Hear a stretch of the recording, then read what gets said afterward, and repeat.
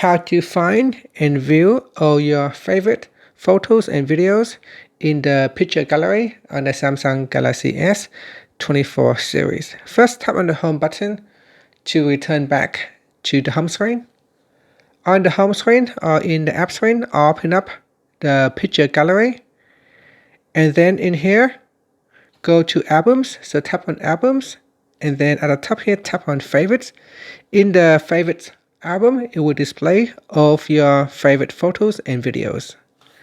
Now if you do not see the favorites album, then what you can do is tap on the view all button at the top, and this will reveal all the albums available in the picture gallery.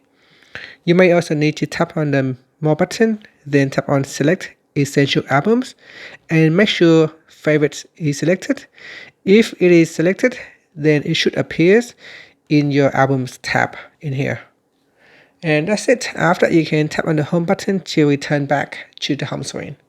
Thank you for watching this video. Please like and subscribe to my channel for more videos.